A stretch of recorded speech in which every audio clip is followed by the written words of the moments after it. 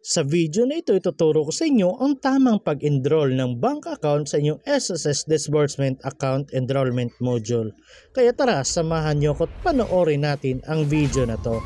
Pero bago yan, sa mga hindi pa nakasubscribe sa akin, ayun na ang bahala. Pero bago yan, pag-usapan muna natin kung ano ba ang SSS Disbursement Account. So ito ay isang bank account or e-wallets kung saan diretso nang ihuhulog yung mga benefits na gusto niyong kunin kay SSS. So kung may gusto kayong kunin na mga benefits kay SSS, dapat meron na kayong bank account or mga e-wallets na nakaregister sa disbursement account ninyo kasi doon na ihuhulog diretso yung pera. So mandatory po ang pag-enroll ng mga bank accounts or mga e-wallets sa disbursement account ninyo para mas secure at mas madali pong matransfer yung pera sa inyong account. So siguro naman sa lahat ng mga nanonood ng video na to kung paano mag-enroll ng bank account sa SSS Disbursement ay may mga user ID at password nang nagawa dito sa inyong SSS Online. So diretso na po tayo dito sa homepage ng ating SSS Online account. So i-click lang natin ang Services. At pagkatapos i-click natin ang Disbursement Modules. And then may makikita tayong ganito, hanapin at i-click lang natin ang Disbursement Account Enrollment Module. At pagkatapos may makikita tayong reminder, so basahin nyo na lang po lahat yan, pero later guys, i-explain ko naman lahat sa inyo yan. At pagkatapos i-click na po natin itong box katabi ng I certify para ma-checkan, and then i-click natin ang Proceed. And then mapupunta na tayo sa Disbursement Account Enrollment Module. So kung nakikita ninyo, dito may enrollment tapos dito sa gilid may disbursement accounts. So dito po sa disbursement account, dito nyo po makikita yung mga in-enroll ninyo na bank accounts or e-wallets. For example, for branch approval, active na or rejected, dito nyo po pwedeng tingnan sa disbursement account. So kagaya sa akin, wala pang bank account or e-wallets na naka-register or na-register ko dyan, kaya yan po yung nakikita natin. You don't have a disbursement account yet. So pagkatapos niyo mag-submit, dito nyo po i-check sa disbursement account kung active or rejected yung in-enroll ninyo na bank account. So balik na po tayo dito sa enrollment. So dito po sa enrollment, may dalawang option po kayo. Pwede kayo mag-register ng bank account at pwede ring e-wallets kagaya ng mga GCash, Paymaya, ganyan, pwede din po dito.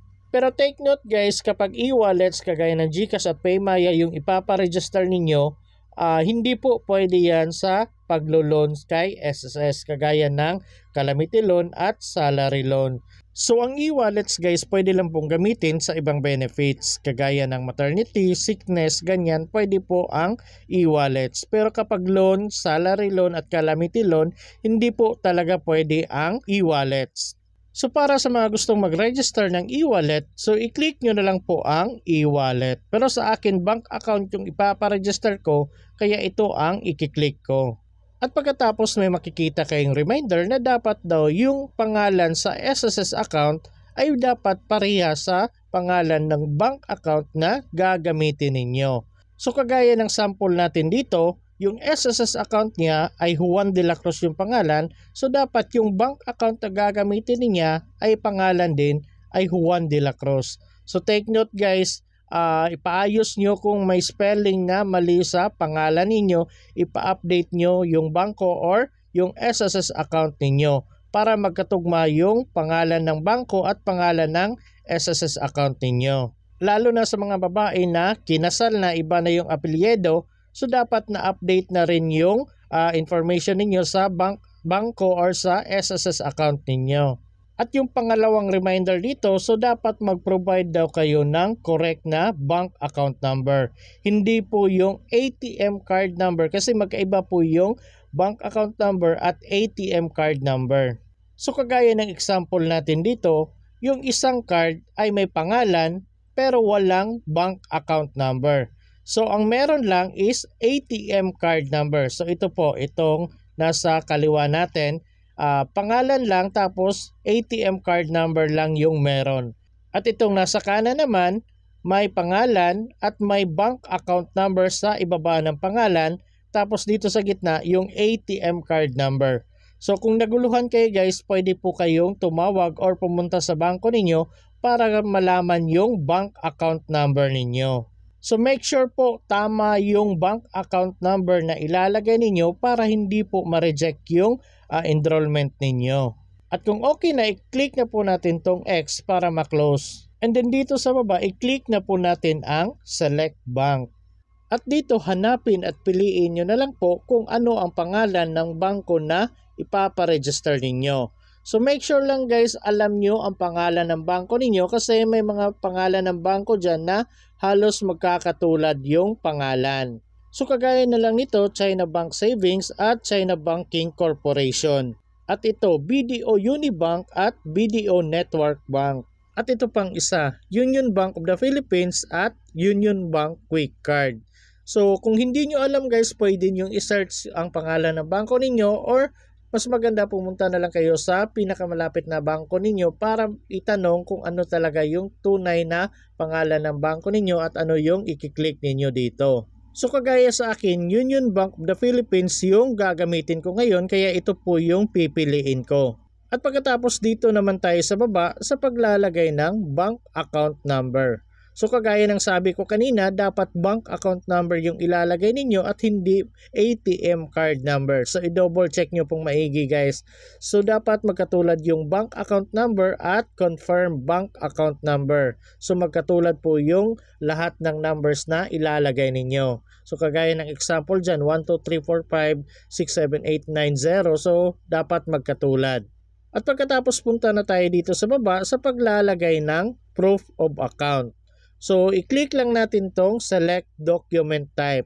So, ito po yung proof of account na pwede ninyong gamitin. So, pwede kayong gumamit ng ATM card with account number and name, bank certificate statement issued within the current year, foreign remittance receipt, passbook, screenshot of online mobile banking account, or validated deposit slip. So, make sure guys, kahit saan sa mga yan ang pwede ninyong gamitin, make sure makikita po itong tatlo. Una, yung pangalan ninyo. Pangalawa, pangalan ng bangko. Pangatlo, bank account number ninyo. So, dapat nandun po yung tatlo. So, kung mag-take kayo ng picture, dapat makikita po talaga itong tatlo.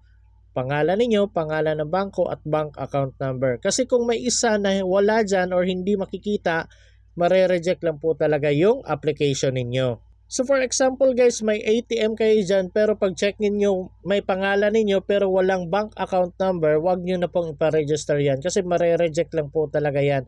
Kahit ilang beses nyo iparegister yan, basta walang bank account number, ATM card number lang yung nandyan, mare-reject po talaga yan.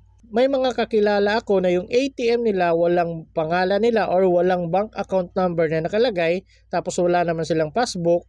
Ang ginawa nila, pumunta sila sa kanilang bangko tapos nag-deposit ng minimum amount. For example, 100 pwede naman ata pero depende pa rin yan sa bangko ninyo. Tapos yung deposit slip na galing sa bangko, yun po yung ginawa nilang proof of account. So dito pumili na lang po kayo kung ano yung proof of account na gagamitin ninyo. So sa akin, ATM card with account number and name yung pipiliin ko. And then may makikita po kayong ganito. So dapat yung file format daw niya is naka JPG or PDF. Tapos yung maximum size niya is 3 MB. May mga nagko-comment sa video ko na hindi daw nila kayang i-eksaktong 3 MB yung size. Take note guys, hindi po dapat eksakto na 3 MB. Pwedeng bababa ng 3 MB basta hindi lang po lalagpas. For example, 2.5 to MB ganyan, pwede na po yan. Basta hindi lang po lalagpas ng 3 MB. At kung napicturean nyo na po ang yung proof of account na gagamitin, i-click nyo po natin ang browse file. At kung na-select na ninyo ang picture na gagamitin ninyo, makikita nyo na po ang pangalan ng picture dito. So kagaya nito. At kung okay na, punta na tayo dito sa pangalawa, yung ID card or identification document. So i-click lang po natin to.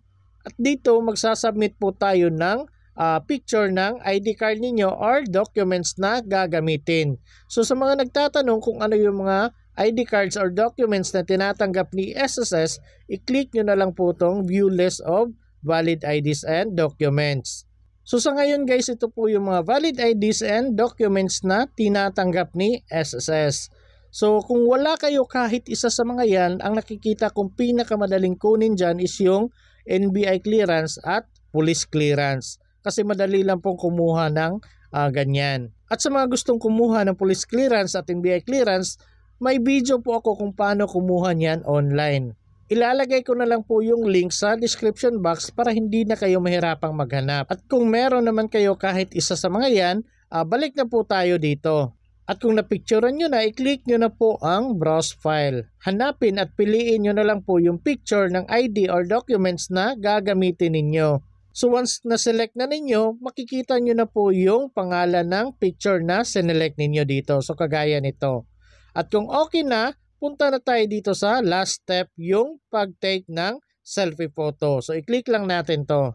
So dito marami talagang nahihirapan guys. So make sure sa pag-take ng selfie, hawak nyo yung proof of account na sinubmit ninyo at yung ID na ginamit ninyo. So dapat yung ginamit ninyo na proof of account at yung ID or documents, dapat yun yung hawak ninyo sa pag-take ng picture or pag-take ng selfie. So ganito po yung example ng pag-take ng picture. So dapat hawak nyo yung ID or documents na ginamit ninyo at yung proof of account na ginamit ninyo. So kagaya sa akin, ATM tapos yung ID ang ginamit ko, kaya yun po yung hawak ko. So make sure guys, ilapit nyo ng kaunti sa camera yung proof of account at yung IDs na ginamit ninyo. Tapos make sure yung sa likod makikita yung buong mukha ninyo. So hindi po dapat natatakpan yung buong mukha ninyo. Pero make sure din guys na nababasa yung hawak ninyo na documents or IDs at proof of account na hawak ninyo. So kapag nag-take kayo ng selfie guys, after niyo ma-take yung picture, i-double check nyo, i-zoom in, zoom out ninyo kung nababasa yung mga details sa IDs at proof of account na ginamit ninyo. At para naman sa gumamit ng screenshot of online banking account na proof of account guys, kagaya lang po nito, in-edit ko lang po yan, pero ganyan lang. Hawak mo yung cellphone na nandun kayo sa screenshot of online banking account niyo, tapos sa kabilang kamay, hawak nyo yung ID. So make sure pa rin guys, i-zoom in, zoom out niyo na mababasa yung hawak niyo na proof of account, yung screenshot. Kapag i-zoom in niyo, dapat nababasa po yung details doon. At same pa rin kung validated deposit slip yung ginamit niyo, dapat yung validated deposit slip yung hawak ninyo at yung ID na ginamit ninyo. So kagaya ng nasa picture, validated deposit slip yung hawak sa isang kamay, tapos dito sa kabila yung ID.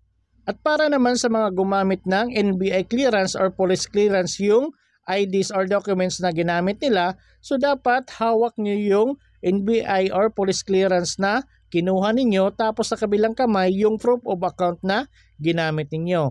For example, validated deposit slip at yung police clearance yung ginamit ninyo, so dapat yun po yung dalawa yung hawak ninyo sa pag-take ng selfie. At isa pang mai-advise ko sa inyo, dapat back camera ang gagamitin ninyo sa inyong cellphone sa pag-take ng selfie, hindi po yung front camera. Kasi pag front cam yung ginamit ninyo, sa pag-take ng selfie, pag zoom in, zoom out niyo yung mga details sa mga proof of account or mga documents na ginamit or hawak ninyo, magiging baliktad po lahat yon. So mas maganda back camera ng inyong cellphone yung gagamitin ninyo. Pero kung wala kayong kasama at walang magpipicture sa inyo, pwede nyo pong gamitin yung front cam. Pero make sure guys, after nyo makatake ng picture, i-reverse nyo po yung picture para maging tama po yung mga details doon, hindi po maging baliktad kapag i-zoom in yung mga detalye sa proof of account at IDs na ginamit ninyo. So dapat daw colored at klaro yung pagka-picture, and make sure guys makikita yung buong mukha ninyo at yung mata ninyo. Tapos dapat wala kayong mga nakasagabal sa inyong mukha kagaya ng mga face mask, sunglasses or mga sombrero, dapat wala po yan. At same pa rin yung file format niya, naka JPG or PDF, tapos yung maximum size niya is 3 MB. At kung nakatake na kayo ng picture kasama yung proof of account at yung IDs or documents na ginamit niyo, i-click nyo na po ang browse file. Hanapin at piliin nyo na lang po yung picture na gusto ninyong i-upload. So kung natapos na ninyo at na-click na ninyo, automatic na makikita yung pangalan ng picture na sinelect ninyo dito. So kagaya nito. At kung okay na lahat, punta na tayo dito sa baba. So basahin nyo na lang po lahat yan. At pagkatapos i-click nyo yung box katabi ng I certify para ma-checkan. And then i-click nyo ang enroll. At may makikita po kayong ganito, do you want to continue? So i-click nyo na lang po ang okay. At para sa mga naka-experience ng ganito, so i-discuss ko na lang po ito sa next video ko kasi medyo mahaba na yung video ko ngayon. And then may makikita kayong ganito na successful na daw yung pag-submit ninyo ng application.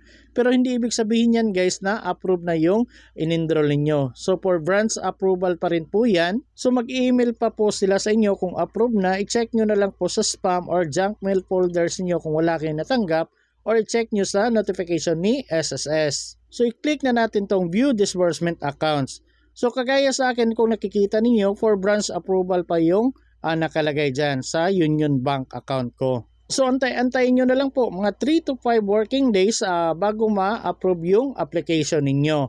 Pero depende pa rin po yan sa system nila. May iba madali lang, may iba medyo nag-antay talaga sila. So depende sa system ni SSS. So kagaya sa akin 4 working days lang, pag-check ko sa disbursement account, so dito i-check nyo na lang po, i-click nyo to. So pagka-click ko niyan, ganito na po yung nakita ko. So active na po yung bank account na na-register ko, yung Union Bank. So active disbursement account na po yung nakikita. Kung kanina for branch approval pa, pero ngayon active disbursement account na. So kapag ganito na guys, ibig sabihin yan, pwede na kayong mag-proceed sa gusto ninyong applyan. Pwede na kayong mag-loan or pwede calamity loan or salary loan or ibang benefits sa mga sickness, maternity, ganyan, depende na po sa inyo.